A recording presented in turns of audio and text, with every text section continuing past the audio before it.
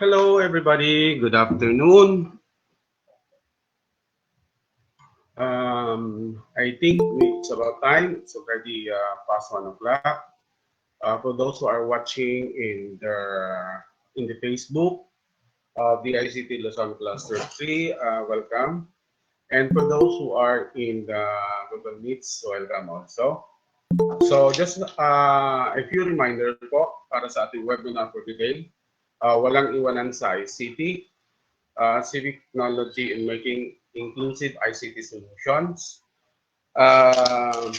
For those who are in the Google Meets, reminder lang po na ang audio and video natin should be disabled.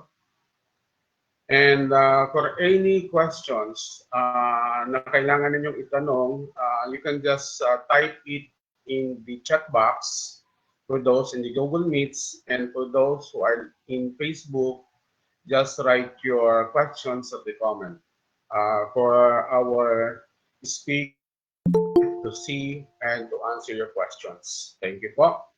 And now we can start our webinar for today. May I introduce to you our speaker, Ms. Prey Sangil, the President of Layertech. Good afternoon po, ma'am. Good afternoon. Go, ma'am. Sa'yo na po, ma'am. Okay. Okay ba ang audio, sir? Yes, ma'am. Okay naman po ang audio. Medyo mahina ng konti sa akin. Ganun po ba? Medyo mahina nga ng konti. Okay, sige po. So thank you so much, Sir Tony, sa introduction. And sa lahat, thank you so much for being here. Actually, this is a topic that is really close to my heart, to our hearts, and it's an advocacy that we've been working on for years. And, we believe that this is something that we really need to take seriously, especially ngayon sa panahon ng COVID-19. And many times kasi itong topic na to hit or miss kasi hindi siya kasing exciting pakinggan, 'di ba? Tulad ng mga ibang ICT topics. So thank you kay DICT LC3 pa rin for this partnership. So yan, thank you very much for the time to listen.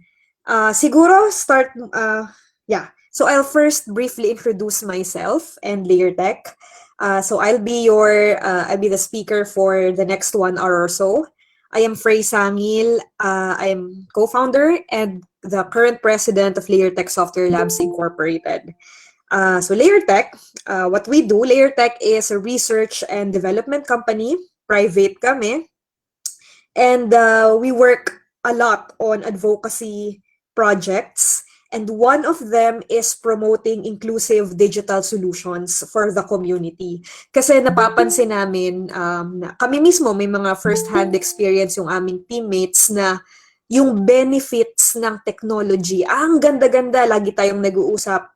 Ito ang good things na binibigay ng ICT, etc. Pero kung nakikita natin sa totoong buhay, yung mga tao na nangangailangan talaga ng effects, ng benefits ng technology, many times hindi sa kanila nakakarating. Kaya ina-advocate talaga namin yung inclusive digital solutions para sa community. Now, you can check the website, lahat ng i-mention ko, and more. Most of the time, pinopost namin yan sa aming website, www.layertechlab.com. So after this, feel free to check. Or our Facebook page, meron din for related activities and projects about this topic. Okay. Now, for the next 1 hour, we have 3 objectives. So, hopefully, magawa ko yan lahat.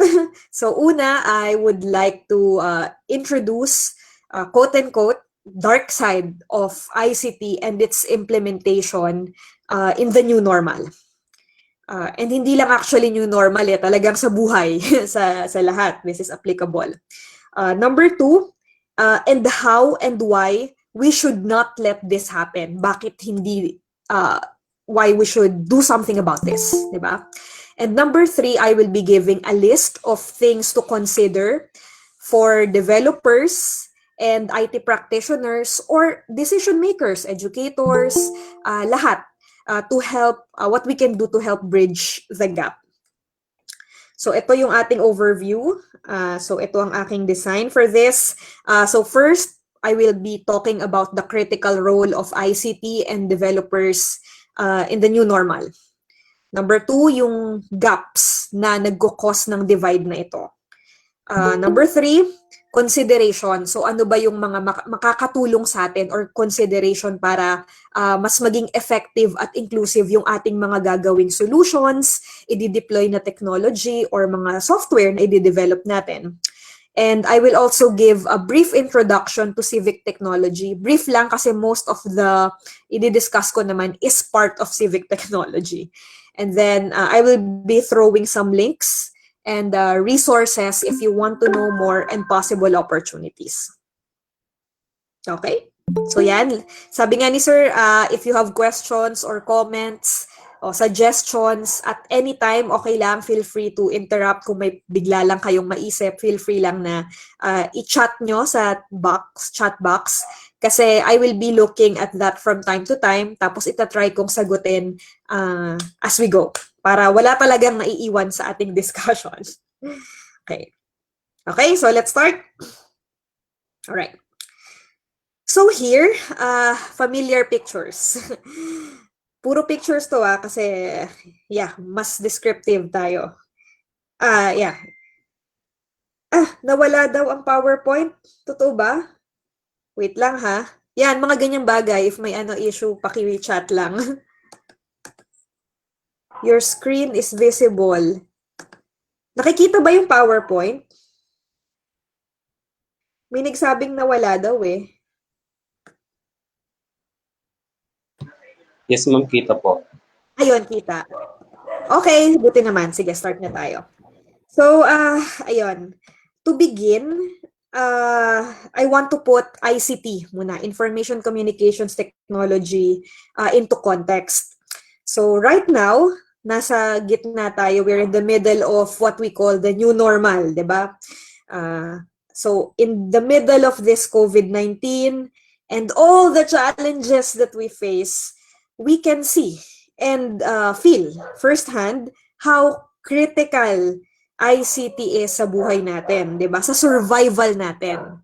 Excuse me sa mga aso ko kung may maririnig ba kayo. So yan. Bakit? We use social media, 'di ba, to get in touch to people, to our friends, 'di ba, sa lahat. We use the internet to keep ourselves updated sa mga balita, sa news, kung ano na ba yung mga announcement, ano na ba tayo, ECQ, GCQ, etc., etc.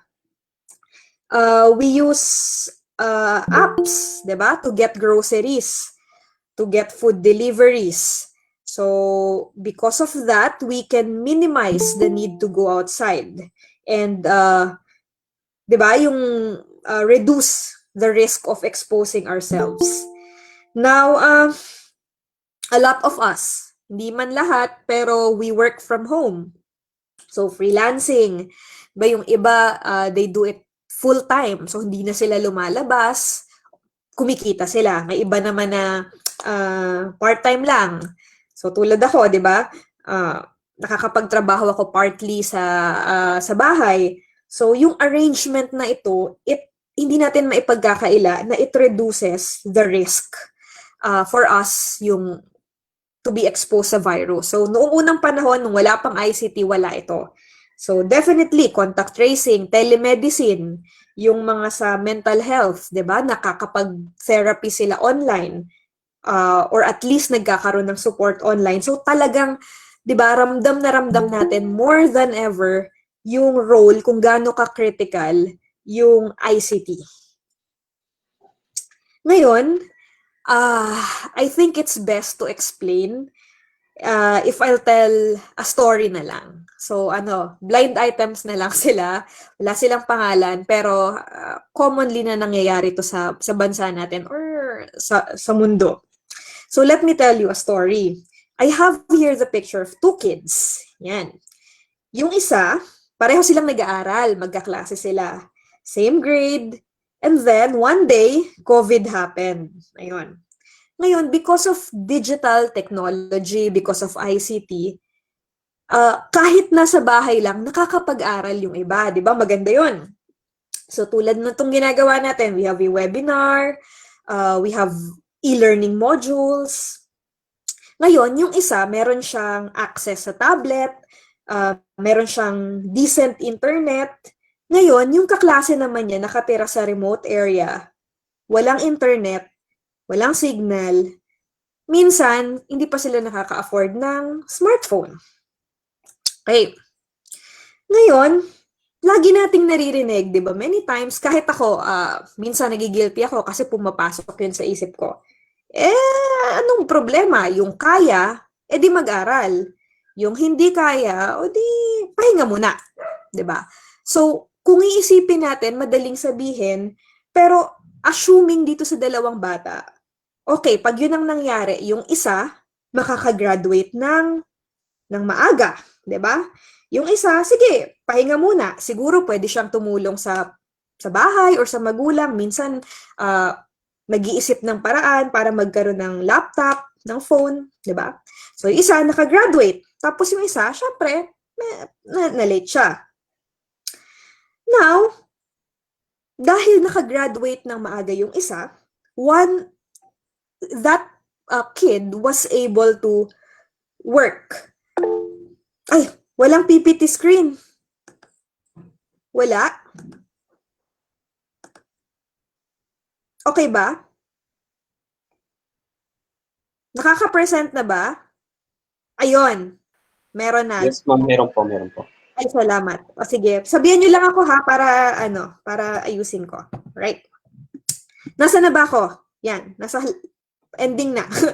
So,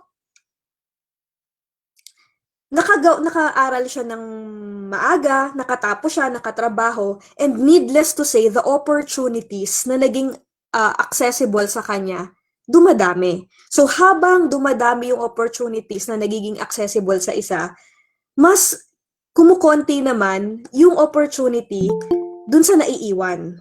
'Di ba? So, tinatawag natin to minsan na the vicious cycle of poverty and vulnerability, 'di ba? And lack of opportunity. So naiipit sila sa cycle.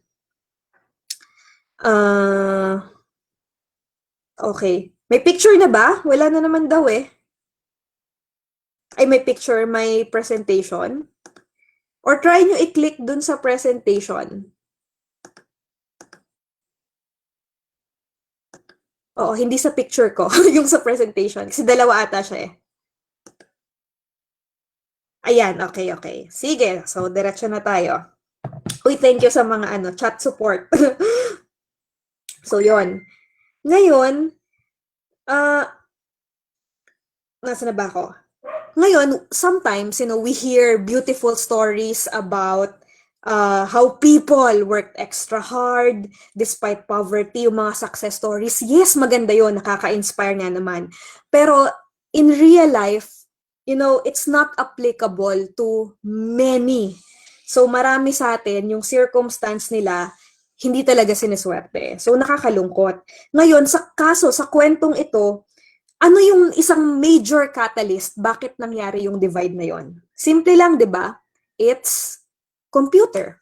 It's the availability or the lack of computers na inintroduce natin dun sa dalawang bata, 'di ba? Na ang kasalanan lang nila is to be born under different circumstances. So yan po ang reality. Ngayon, okay. Medyo economics muna tayo ng onte ha. Pero babalik tayo sa ICT. Ngayon, so what, 'di ba? Ano ngayon? Problema na nila 'yan. Ay hindi, unfortunately gusto ko sanang i-full screen. Kaso, binabasa ko kasi yung chat para makita ko rin at the same time. Okay lang ba? Pasensya na ha. Yun. Para at the same time makakita ko, maka-interact din ako. So anyway, saan na ba ako? Ano ngayon, di ba? So, hindi ko naman trabaho na na bigyan sila ng access, hindi ko trabaho na bigyan sila ng laptop, 'di ba? Ganyan. So, ano naman ang ay, teka lang, may ano sa akin, reading view. Okay, sige. Paano ba yung reading view na yan? Ayan, ayan. Sige, sige, may nag-request sa chat. Ano daw, reading view natin.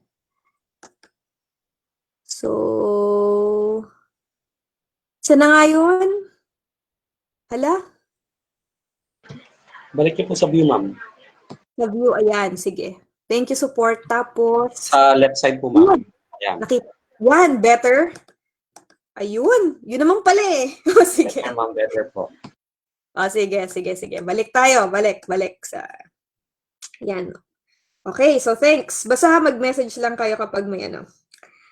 Ngayon, so what? 'Di ba? Hindi ko naman ano yan.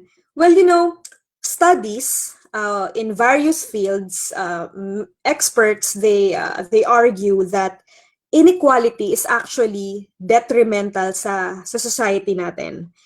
So, you know, even though at times we don't realize it, the presence of inequality in the community really affects our lives. May kwento nga sa akin dati sa bahay namin. May maglolo. Nakasakay sila sa sa eroplano. Tapos sabi ng bata, "Lo, tignan mo yung pakpak ng eroplano nasusunog." Tapos sabi nung lolo, hayaan mo yan po. Hindi naman sa atin tong eroplano. Okay lang yan. So, technically, when we say that, ganun din yung nangyayari. Pakialam ko sa kanila, problema na nila yon. Ganun yun. Kasi, you know, there are a lot of studies that suggest na kapag mas maraming inequality in terms of opportunity, income, etc., yung society mas maraming problems, maraming issues. Yung iba, bakit pasaway? 'Di ba? Pasaway, hindi kayo sumusunod. Dahil pasaway lang ba talaga sila? Dahil gusto lang nilang magpasaway? Well, to be fair, may iba talaga na ganun. Pero hindi lahat, 'di ba? So, pwedeng tanungin din natin yung important questions. Baka naman hindi kasi talaga nila naiintindihan. At bakit hindi nila madaling maintindihan? 'Di ba? Kasi pwedeng kumusta ang education dun sa lugar nila, 'di ba? Kumusta ang information dissemination sa kanila? Kumusta ang access? Yun nga, sinasabi natin, because of inequality, you know, there are people na yung mga gutom, they are prone to doing things na hindi mo maiisip or magagawa kapag busog ka at kapag marami kang opportunities. So, ang key here is, long story short, inequality in the society triggers events that are detrimental, na masama sa ating lahat. Ngayon, ito, maganda tong sinabi ni Francisco Ferreira from the World Bank. So, sabi niya, just imagine if many potential scientists, engineers, and artists cannot access a decent education or basic healthcare early on, because of the circumstances of their birth, then sayang yun. That's a wasted human and economic capital. So just imagine if ito si Totoy na hindi natin binigyan ng early education, hindi natin binigyan ng access sa online learning or sa computer, or hindi tayo naging sensitive sa needs niya. What if siya pala in the future sana yung makaka-develop ng vaccine, 'di ba? Sa COVID, what if siya sana yung isa sa mga makakaligtas ng maraming buhay, 'di ba? Pero dahil umpisa pa lang wala na siyang opportunity, sayang. So kawalan natin yung lahat as a society. Ngayon, that's why meron tayong tinatawag na digital divide. Now, what is digital divide? This is the growing access gaps in information communications technologies between privileged and underprivileged members of society. So, digital divide. Ngayon, the more we grow reliant to ICT, the more integrated ICT is in our daily lives, the stronger the negative effects of the digital divide is to the community. So, mas lumalala yon, lalo na ngayon na halos grabe yung reliance natin sa computer, sa ICT, sa internet, information communications technology. Now, teka, inom muna ako tubig. Yan. That said, I will talk about three gaps. Introduce three gaps na kami mismo sa Layertech and our partners, we have observed firsthand over the years of working on developing ICT solutions, implementing ICT solutions sa rural and urban areas. Meron kaming tatlong key na gaps na nakita.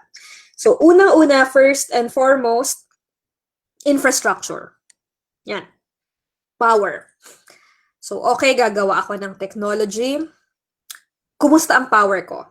Source of power, ano ang kuryente natin? Yung kuryente ba natin ay grid, electricity? Yung iba, ano lang, generator? Yung iba, Pico PV, mga ganon. So, anong klaseng power meron tayo para gumana yung technology na sinasuggest or ginagawa natin? Sustainability of access. Importante to. Okay, may power nga, pero may access ba siya dyan bukas? May access ba siya dyan kamakalawa? Di ba? So, araw-araw ba may access siya or one time lang? So, gaano ka frequent? Quality of access. May access ka nga, pwedeng patay-patay naman, di ba? Or may access ka nga, tapos hindi naman consistent, 'di ba? Or mahina naman pala, konti lang pala yung mapapower na devices. So yan. Internet access, nagiging necessity na siya ngayon, 'di ba? So sustainability of access. Meron kang ang access ngayon kung kailangan mo naman umakyat ng bundok, 'di ba? So sustainable ba 'yon araw-araw? So hindi, 'di ba? Ano yung quality ng connection? Gaano siya kabilis, gaano siya kabagal? So yan, infrastructure. Sad things kasi pwede nating sabihin may internet naman, pero pag chinek mo ay nako naman, no, sobrang bagal, di ba? So mga ganong challenges, gaps. Number 2, ito capacity, medyo tricky to. Number 1, capacity to acquire continuous access. Continuous access. So hindi porket teka, bakit na ano yung chat ko? Ayan. So hindi porket nabigyan natin siya ngayon, ibig sabihin bukas meron pa ba siya? 'Di ba? Yung family ba niya capable na i-sustain 'yon? Binigyan mo siya ng laptop, meron ba silang kuryenteng kung 'di ba pwede niyang i-charge ba 'yon? So ano yung access niya? Number 2, ito, marami kaming nakikita ganito firsthand, capacity to understand. So, iba-iba kasi tayo ng understanding. Hindi naman ibig sabihin, mas magaling yung isa, hindi iba. So, isa sa mga nakikita natin, maraming technology na simple as language. So, pwedeng, ang ganda-ganda nga, mabilis nga, pero yung language naman, hindi naiintindihan. So, in many areas, even Tagalog, hindi siya ganun ka naiintindihan, lalo na ng mga bata, na lumaki sa kanilang mother tongue. So, yung technology ba natin ay kayang i-address yung language barrier? Physical limitations. Halimbawa, yung text mo, yung font, maliliit masyado, hindi mo mabasa. Di ba nakakawalang gana magbasa or mag-aral? O kaya, nakakahilo yung color scheme mo. So, ayaw na, di ba? Hindi mo natitignan yon. Minsan, isa pa sa mga iisipin nating sektor, yung mga PWD. So, paano yung mga hindi nakakakita, yung mga hindi nakakarinig?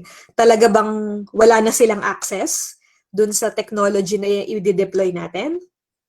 Meron din cultural factors. Ito, nakakalungkot to kasi minsan, may mga ilan pa rin community, sana mawala na to, may mga ilang community pa rin na sinasabing, ikaw, gender, ganyan, ikaw, babae ka, ang babae ay hindi dapat nag-aaral ng tech. Ang babae ay hindi dapat gumagamit ng computer. May mga ganun, nakakalungkot. Pero may mga ganung factors tayo. O kaya may iba rin na resistant sila sa technology. Ayaw nila. So, aalamin natin, ito yung mga gaps na nakikita natin currently pag gumagamit tayo ng technology sa society. And then the third gap is technical. Ito more of dun to sa mga developers, sa mga researchers. So kung gagawa ka ng software or ng website or ng any digital solution na i-deploy mo sa tao, technical na mga gaps. So una, machine learning. Ako, mahal na mahal namin ang machine learning sa Layertech. Pero minsan, isa sa mga challenges dito is yung bias ng machine learning. Yung algorithm mo ba, yung system mo ba ay sigurado na hindi mang di-discriminate? Diba? Yung kino-collect ba niya data, sigurado ka ba na representative, na lahat yun na nakukuha niya? So pag sinabi mong 70% ng mga tao ay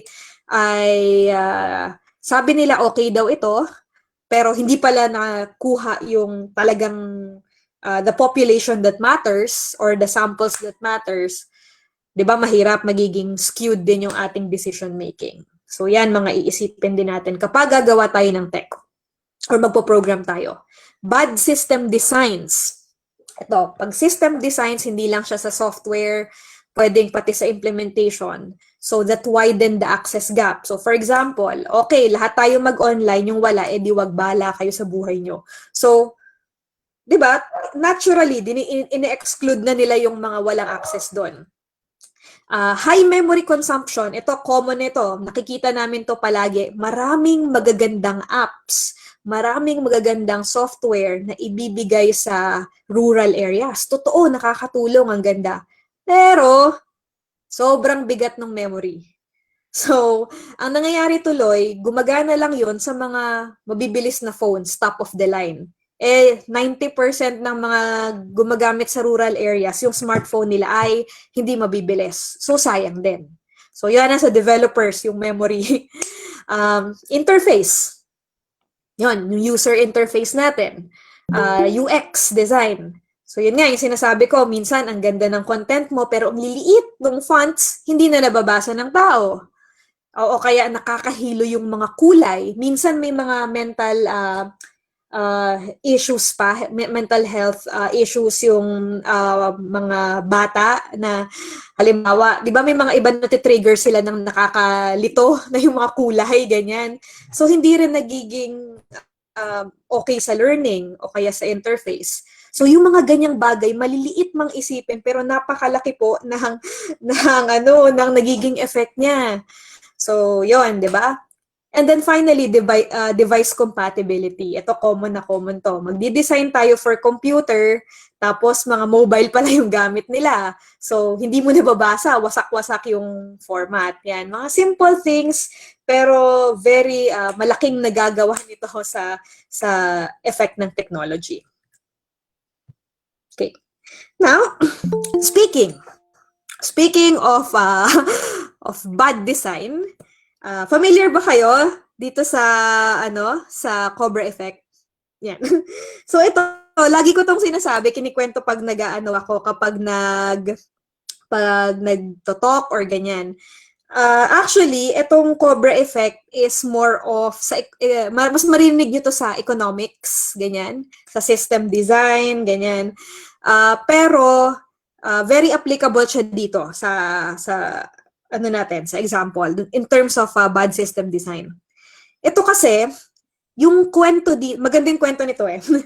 So yung Cobra noong unang panahon daw sa India, British colonial India, nagkaroon sila ng problema. So yung problema nila, sobrang daming cobra. As in, syempre yung mga tinutuklaw yung mga tao. So ang dami-dami. Ngayon, ang inisip nung British colonial government, paano ba natin mapapatigil tong problema, masusolusyonan to? Alam ko na. Sabi niya, okay, lahat ng tao, kapag nakapatay kayo ng isang cobra, bawat cobra head na maibigay nyo sa amin, maisurrender nyo sa gobyerno, ay mabibigyan kayo ng isang gold. So yon, di ginawa ng mga tao, naghunting sila ng mga So nung mga first few days or weeks, okay, lumiit yung population ng cobra. Pero Soon, susunod, biglang dumami, dumoble, tumriple, dumami lalo yung cobra. So, mas lumala yung problema. E di nagtaka yung government. So, ng government that time, bakit? Yung pala, ang ginawa ng mga tao, dahil meron silang pera, nagparami sila ng cobra. So, nag-breed sila ng maraming cobra para marami silang pera, marami silang gold. So, yun ang tinatawag natin na cobra effect. At yun ang ayaw nating mangyari. Kasi minsan, kapag deploy lang tayo ng deploy ng technology o ng solutions, yes, maganda. Pero pag hindi tayo naging sensitive sa pangkalahatan ng mga bagay-bagay, chances are mag-fail yung ating solution. Mas lalala siya. Okay. So, yun. Cobra effect. Yun ang ayaw natin. Ngayon, doon naman tayo sa ano. Okay. As a developer, ano ngayon yung magagawa ko? Or as a person, as an educator, as a key decision maker, what can I do about this? So, syempre, hindi po tayo makapangyarihan na kaya natin gawin lahat. So, let's list down, i-focus natin, ano yung magagawa natin, what we can do, and what developer, ano yung pwede kong magawa. And you know, the smallest details can make the biggest difference. I tell you, I can assure you, yung mga akala natin maliliit lang na bagay, pero yung small acts of sensitivity and compassion sa mga binibigay natin, sa ginagawa natin, malaki po ang naitutulong niyan. And here, I will give some examples na ginagawa namin sa Layertech and our partners para maging inclusive ang aming mga, as much as possible, maging inclusive ang mga ginagawa naming solutions sa community. So, number 1, before anything, let's talk to your users. Diba? So, pwede tayong gumawa ng user maps. Bago ang lahat, gagawa tayo nito. Maraming klase ng user maps. Mamaya ipapakita ko. So, understand natin yung users. Ano ba yung capacity? Tanungin natin yung sarili natin. What are their capacity? What are their devices? What are their device specifications? Ano yung preference nila? Yung limitations nila, yung PWD. Kasi meron kami dating ginawa before. Kami kasalanan namin to. Nag-develop kami ng iOS. Tapos majority pala nagagamit ay Android. 'Di ba? So, 'di ba? Hindi namin tinanong. So, kasalanan namin 'yon. Ngayon, meron din tayong tinatawag na developer's bias. Wag sana ma-hurt yung mga developers or software developers. Ako, kasama ako dito. So, guilty din ako dito many times. So, minsan kasi tayo na developers or experts, iisipin natin, ako yung may alam, ako yung expert dito, gagawa ako ng magandang software, i-deploy ko sa community, bahala kayo, pag-aralan nyo yan. O tayong ganun, lalo na, ako, may ganun ako from time to time, nakaka-guilty. Pero when we do that, yun yung nagiging downfall ng mga solutions natin.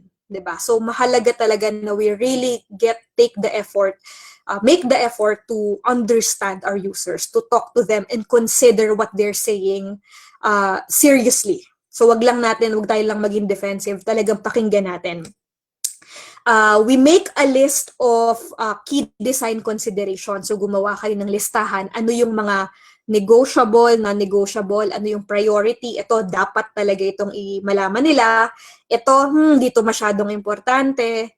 Ito, dito talaga importante. Ito pwede, okay sana kung may time pa. Ganon. So, i-prioritize natin.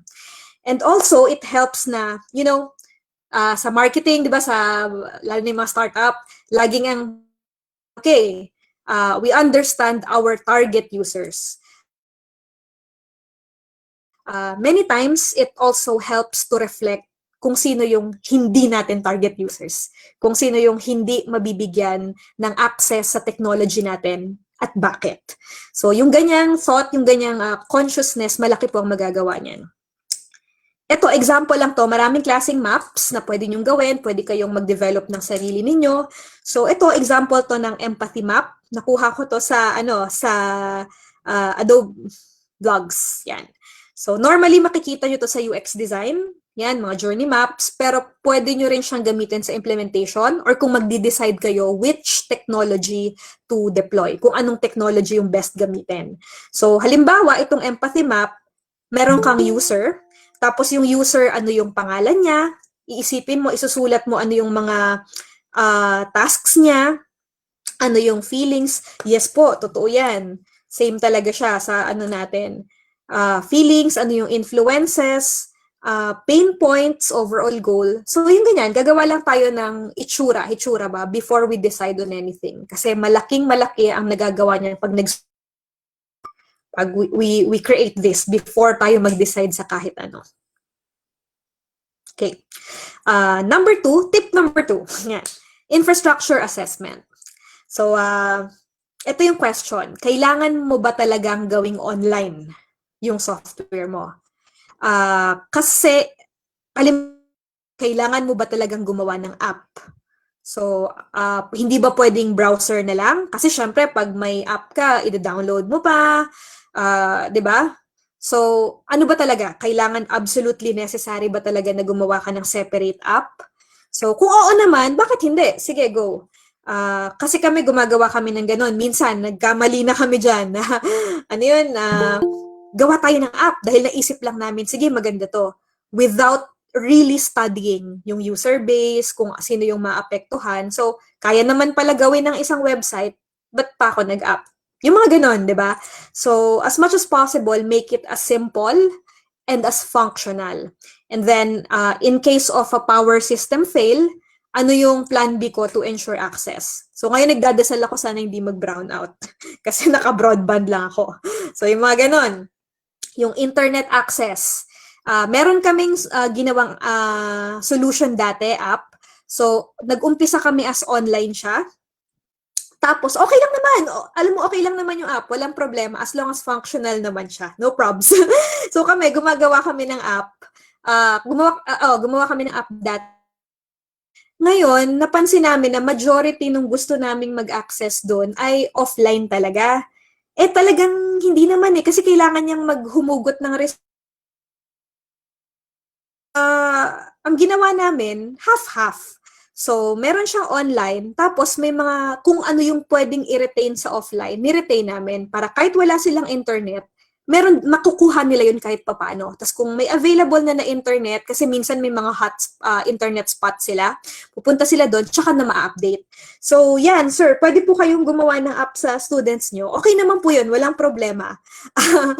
Wala naman pong issue talaga. Basta as simple as possible and key functionalities lang po. Wala namang masama sa paggawa ng apps. Yan. Yun lang, just make sure lang na as much as possible, yan walang unnecessary tayo ng mga features. Kasi di ba nakakadagdag pa siya ng memory, ng kung ano-ano pa, paggawa ng app. Ay, sure, kung gusto niyo po gumawa ng app, kung pwede kayong, sige, anuhin natin yan. Yung mga gustong gumawa, sige, side ano tayo muna. Pwedeng kung sa mobile, tapos talagang magpo-program kayo, pwede kayong gumamit ng RStudio, ng Android Studio, o kaya yung sa mga typical na mga software development, kung gusto niyo talaga mag-program. Pero kung functionality lang naman, you can try MIT's App Inventor. Maganda po 'yon, App Inventor. Kasi pwede kayong gumawa ng apps doon mismo. Tapos siguro kapag nagustuhan niyo yung programming, tsaka na lang talagang hardcore, mga Android Studio or yung sa iOS. Yun. So try niyo po yun, App Inventor. Okay, next. Ito. Tip number 3, multi-level deployment. So ito, minsan talagang yung system natin, talagang halimbawa, ito online talaga siya. Well, hindi mo na siya mapapakialaman. So, ask ourselves, can I add an offline dimension to the system? So, paano yung hindi talaga nakaka-access? So, pwede naman siguro may offline modules, di ba? O kaya isip tayo ng ibang ways para ma-reach natin yung mga iba. Hindi lang naman kasi when we say technology, hindi lang naman yan isang app. Ecosystem yan. So, pwedeng may app, pwedeng may mga hardware, may software, may printout, may tao. Iba-iba yan. Let's think holistically. Ganon. Special features sa PWDs, paano ba ito ma-access? So, pwede tayong maglagay ng mga special add-ons sa ganyan. And ito, mahalaga to, itong number 3 sa mga businesses, sa mga entrepreneurs. Siyempre, hindi naman pwedeng libre lagi yung gagawin natin, di ba? Kasi nag-spend din tayo ng effort, ng pera. So, paano naman, gusto ko rin naman na, ayoko naman singilin yung mga walang pangbayad. So, we can be creative sa paglagay ng revenue-generating features sa ating mga solutions. So, kami, for example, sa Layertech, kapag wala kaming funder, kami-kami lang, syempre, hindi naman po pwedeng wala lang. Kasi, paano yung mga sweldo, di ba, ng mga gagawa? So, ang ginagawa namin many times, naglalagay kami ng ads. Yung hindi naman nakakasagabal na ads, ha? Para, kahit sabihin natin, kahit libre siya, na-access pa rin siya ng mga tao, ng lahat, for free, and at the same time, sustainable pa rin naman. So, meron pa naman kaming enough funds para i-improve pa yun, para yung mga gagawa, hindi naman sila masiro, may kakainin naman sila. So, pwede po ganun sa ating mga entrepreneurs. We can get creative sa mga ganyang revenue-generating features. So, hindi naman ibig sabihin na libre lahat, libre wala na talaga. So, yun. Pwede nyo pong pa-plug ko. Marami po kaming learning apps na parang games na rin sa Layertech. So, may ad siya, pero libre yon. Nasa Google Play karamihan. Okay. So, another tip is modular introduction or deployment. Okay. So, yung ginagawa ko, parang hindi naman siya, sobrang ambisyosa. Diba sabi nga nila, okay naman po yun. Okay lang naman maging ambisyosa. Kung malaki yung dreams, maganda po yun, walang problema. Pero, ang compromise po dyan is modular introduction or deployment. So, halimbawa, itong hindi muna kaya na isang bagsakan, hindi naman ibig sabihin, wala na, wag tanggalin na natin yan. Pwedeng, okay, ano muna yung pwede nating i-deploy sa community ito? So, sige, itong first module muna, tapos tignan natin kung okay sa kanila. Kapag sanay na sila, itong second naman, lagyan natin ng digital, ayan. Or third, lagyan natin ng online. So, pwedeng unti-unti, modular deployment or introduction. So, if not possible now, we can do it step by step para possible siya in the future. So, hindi naman yan either or na, yes or no, ganon. And then ito, importante po to, feedback mechanism. So sana, ina-advocate namin to sa mga ICT, sa mga tech, na sana maglagay kayo lagi ng any feedback mechanism. Oops, na ano siya yan? Feedback mechanism sa mga gagawin nyo. Or anyway lang, para yung mga gumagamit ay maibigay sa inyo yung kanilang thoughts and suggestions. Sabi nga, di ba, sa Origin of the Species, di ba, hindi daw the species that survives, hindi daw yung strongest, but the one that's able to adapt and adjust to the changing environment. Ganito po yan, kasi kung ano yung mga needs natin today, kung ano yung mga needs natin today may not necessarily be the same tomorrow. Kasi nagbabago po yan. Nagbabago ang conditions, nagbabago ang infrastructure, nagbabago ang capacity, ang needs ng tao. So, dapat lang po talaga na ang software natin ay i-treat natin as living things na kailangan magbago din. At paano siya magbabago? Kapag continuous po tayong nakikinig sa feedback sa gumagamit, 'di ba? Dito na pwedeng pumasok yung data. 'Di ba? Ang sabi ng data, ito ang biggest problem. Therefore, ayusin natin. Ay, hindi na pala ginagamit ito ng ng mga users natin, baka pwedeng tanggalin natin. Ito may request sila, baka pwede nating dagdagan. Yun po ang nakakapagpa-survive. Okay. And finally, collaborate. So, isa sa mga naobserbahan po namin and our partners over the past years working on technology, on this advocacy, is that napakaraming magagandang solutions, ideas, thoughts, studies. Ang dami nasa community. But the problem is we tend to work in silos. Kahit kami, minsan, guilty kami dito. So, ibig sabihin, kami lang. Gagawa kami ng solution, kami lang, bahala na. Di mo solution dun sa problema mo naman. So, So, malaking bagay ang nagagawa if we collaborate. So, halimbawa, di ba sinabi ko kanina yung mga PWD, okay, kaso hindi ko alam kung paano ko mabibigyan ng access yung mga PWD sa gagawin kong tech. Hindi ko kasi expertise yan, hindi ko alam. Reach out.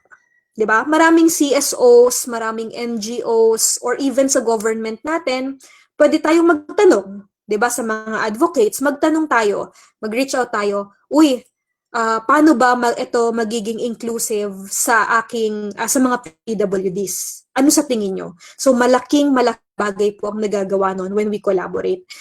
So yun nga, if you do not have the answer, chances are someone else has it. Diba? Someone else might have it. So, ako lagi ko po yung ginagawa. So, nag-i-email ako. Yan, kina sir sa DICT, baka naman po anong masasabi nyo sa ganito, or sa ibang partners, kumusta naman po anong masasabi nyo sa aming ginawa. So, malaking bagay po ang maitutulong kapag tayo ay nag-reach out at nag-collaborate sa ibang institutions or sa ibang tao. And yan. So, speaking of collaboration, i-introduce ko na yung Civic technology. Hindi man siya ganun kabago, pero this is an exciting new, we would rather call it movement. So, Civic technology, yun ang tawag sa mga technology, any ICT, any technology that connects people with the governments. Or at least sa amin, gusto namin with other stakeholders in the community. The logic, the idea for this is because the problems in our community that we are facing, hindi siya nasusolusyonan ng isang bagay lang. So walang Superman or superhero na susolusyon sa lahat-lahat. So kailangan po talaga ng collaborative approach. So wala yung isang app na magliligtas sa ating lahat na yung app na yon ay cure all. Hindi. So, multidimensional ang problem natin at kailangan ng multidimensional solutions. At mangyayari lang po yun if we bring stakeholders, people together, if we work with the government, diba, if we sit down and talk and really collaborate, so yun. Ngayon, ang civic technology ay mga solutions, pwedeng app, pwedeng websites, pwedeng any software or tech solutions na ginagamit para mapagtibay itong mga connections na ito. So, yun po yun. Civic technology. E-portal. Yes, opo. Yes po. So, yan. Pwede nyo pong i-check yan, Civic Technology, kasi marami pong conferences about dyan. So, baka interested kayo sa field na yan. Maraming solutions, apps, may mga awards na rin. Thankfully, na-awardan kami niyan before. Super happy ako sa team ko. So, yan. And then also, may tinatawag din tayong closing the feedback loop. So, ibig sabihin, kapag may nag-feedback, hindi titigil sa feedback lang. So, pag may nag-feedback, gagamitin natin yun, i-analyze natin, at a-actionan. Kaya loop siya, umiikot. Kasi yun po yung key for continuous development para totoong buhay yung technology natin para walang naiiwan sa ginagawa natin, di ba? Para effective talaga siya. So we have to close, yes, true, the feedback loop. Kasi di ba marami nagre-reklamo, comment kami ng comment, hindi nyo naman ina-actionan. Totoo po yun. Minsan, guilty din kami. Kaya, dapat, we also, pakita din natin sa mga nagko-comment na in-action na natin yung mga kanilang reklamo. Well, not necessarily reklamo, comments and suggestions. Ayan. So, kung interested po kayo, so ina-encourage ko kayo to explore civic technology. Marami. Pag ginugel nyo siya, pwede nyo siyang, maraming lalabas. Pero ito yung mga suggested namin. So you can check World Bank blogs on civic tech. Lagi ko yung binabasa. Meron din yung sa My Society, TikTok. So meron silang conference, international. Pwede nyo siyang tignan. Ako, may mga webinar sila, may mga technology sila, gumagamit sila ng AI. Maganda yun. May mga nakikita ako ditong AI, tapos paano yung mga for transparency and accountability solutions, ganyan. O kaya yung mga wages, paano mo ma-ensure na tama yung pinapasweldo sa'yo. May mga ganon na mga apps na ginawa. So, Civic Tech po yun. Pwede nyo siyang i-check. Yan, TikTok. Tapos, meron ding Civic Tech Handbook. So, ito medyo maganda po to kasi hindi siya ganun ka-technical. So, kung gusto niyo ng introduction, ano ba yung Civic Tech, ano yung mga pwede kong magamit, baka interested kayo na gumawa ng sarili nyong Civic Tech, meron din doon. Meron ding field guide, ayan, may mga listahan sila ng mga Civic Tech sa Pilipinas, marami tayo dito, and then sa ibang bansa. And then of course, sa amin, sa Layertech, meron din kami, www.layertechlab.com. Meron po kami dong e-learning portal. So, marami naman doon yung libre, as in 100%. So, thank you dun sa mga partners namin na hinayaan kaming gawing libre yon. So, pwede niyo pong i-check yon. May mga free items kami doon. Or sa learning@layertechlab.com. Kung meron po kayong, halimbawa, may na-discuss ako ngayon na interested kayo to know more, i-email nyo lang po kami para mabigyan po, maka-follow up kami, maka-share kami ng resources or possible opportunities. Let us know lang po, email nyo lang. Kasi syempre, malapit nang matapos yung 1 hour ko. Ayun. So, ayan, may references. By the way, itong PowerPoint, so i-upload din namin to sa sa website. So, that's it. Ayun. Punta lang kayo sa I encourage po na i-follow niyo yung page namin kasi from time to time, nag-aano kami, not accepting responses. Ang alin. So yan, pwede kayong okay, sige. So pwedeng mag-open kayo sa website namin. Andun kami, lahat ng mga e-learning namin na free, doon namin tinatambak. Tapos sa Facebook page namin from time to time, ayan, meron din kami sa LinkedIn. Tapos sa Google Play, meron kaming mga e-learning, hindi siya e-learning, games/e-learning na libre po yun. May ads nga lang. Yung mga gustong mag-aral ng math, science, programming for kids. So nasa Google Play, meron kami, search nyo lang sa Layertech. Libre po lahat yun. And allowed ba sila mag-question? Ngayon, may time pa ba? So anyway, thank you so much ha. And yun nga, sana, check nyo lang sa namin, sa Google Play. Sana po tayo, yung technology na gagawin natin ay mas makakaano siya, alam niyo yun, mas makakarating siya dun sa mga tao na talagang nangangailangan. Diba? There are kids who need those technologies the most. So yun. Thank you. Thank you din for listening. Sige, pwede ba silang ma'am. Okay. Pwede naman siguro, ma'am, mga 1 or 2 questions, ma'am. Sige po, sige, question. They want to ask something. Sige po. Wala bang mga tanong dyan sa chat at saka sa comment sa Facebook? Ay, hindi po ako naka-follow sa Facebook. Sige. Tignan.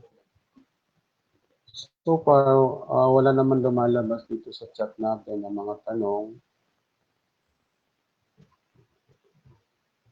Okay. Walang question.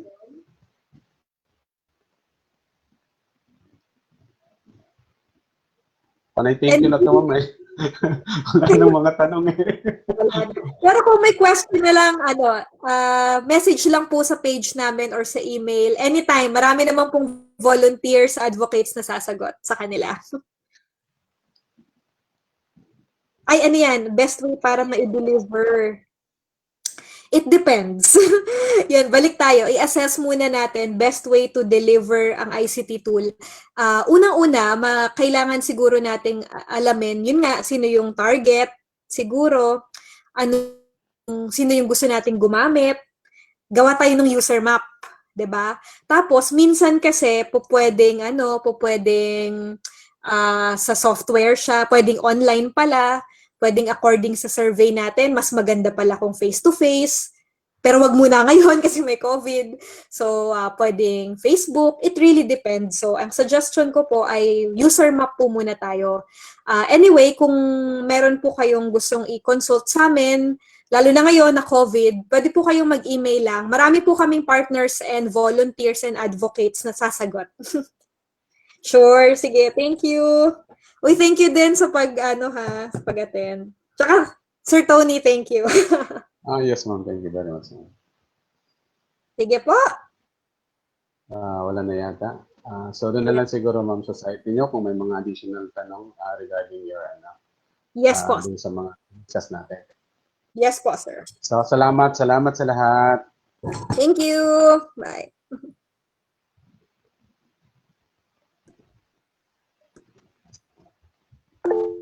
Pwede na ba ako mag-disconnect? Ayan. Ay.